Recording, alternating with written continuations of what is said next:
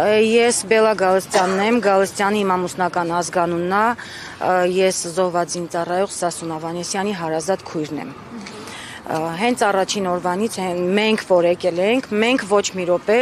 կանգ չենք առել մեր այս խնդրի լուծմանը հասնելու համար։ Բազմիցս անգամներ դիմել ենք տարբեր կառույցներ, մի կառույցին ոչ թե մի անգամ, այլ մի քանի անգամ։ Ի սկզբանե դիմել ենք Կարմիր խաչին, ահագին ժամանակ Կարմիր խաչի հետ կապ պահելուց հետո, բայց զուգահեռ կապի մեջ ենք եղել վարչապետի աշխատակազմի հետ նամակների փոխանցմամբ ու նամակի պատասխան ստանալու վերաբերյալ։ Բացի Կարմիր խաչից դիմել ենք Սիրանուշ Սահակյանի գրասենյակի համապատասխան գործով զբաղվող աշխատակիցների հետ, որ պետք է Եվրոդատարան դիմեր։ Մի քանի անգամ նամակ ենք ուղարկել վարչապետ Նիկոլ Փաշինյանին, իր աշխատակազմին։ Վարչապետ Նիկոլ Փաշինյանը առաջին անգամ նամակը հասցեագրել է արտաքին գործերի նախարարություն։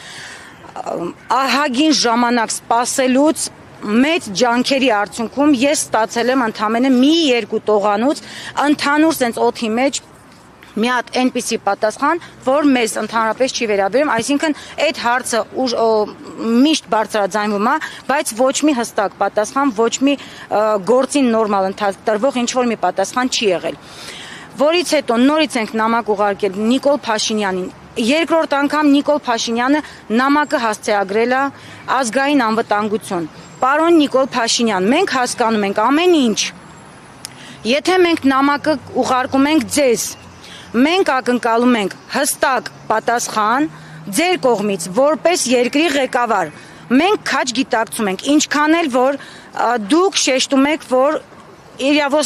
ազգային անվտանգության իրավասության շրջանակներում է տվյալ գործը,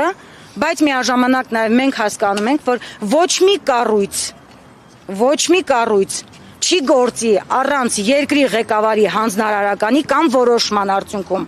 Դա չի լինելու։ Մենք դա պարզ հասկանում ենք, գիտակցում ենք։ Ինչի համար է նամակները ուղարկվում։ Մենք ակնկալում ենք հստակ պատասխան Նիկոլ Փաշինյանից։ Մի քանի անգամ մենք պահանջել ենք հանդիպումը, բայց ստացել ենք այնպիսի պատասխան, որ դա հնարավոր չի։ Պարոն Աբազյանի ազգային անվտանգության նախկին տնօրենի ժամանակ գոնե մեզ մի քանի անգամ ընդունում էր։ Խոստացել էին, որ հարցը միշտ մնում է օրակարգում ու առաջնակի որպես խնդիր,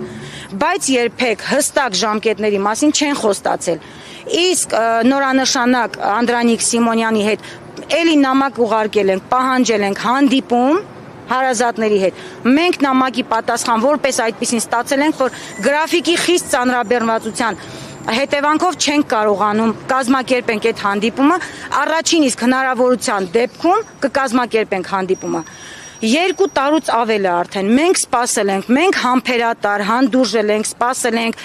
գիտակցելով, հասկանալով, խնդրի ամեն ինչը, մի խոսքով, երկրի վիճակը, այս ամեն ինչը, բայց էլ արդեն համբերելու տեղ չկա։ Մենք նույնիսկ մեր վերջին նամակի մեջ շեշտել ենք, եթե հնարավոր չի պետության շրջանակներում այս գործին, այս հարցին լուծում տրվի, մենք որպես հարազատներ պատրաստ ենք հասնել հակարի անցակետ։ Գոնե մեր անխոչնդոտ հակարի հասնելը ապահովի, չենք ասում մեր անվտանգությունը ապահովի, այսինքն մեզ ոնց որ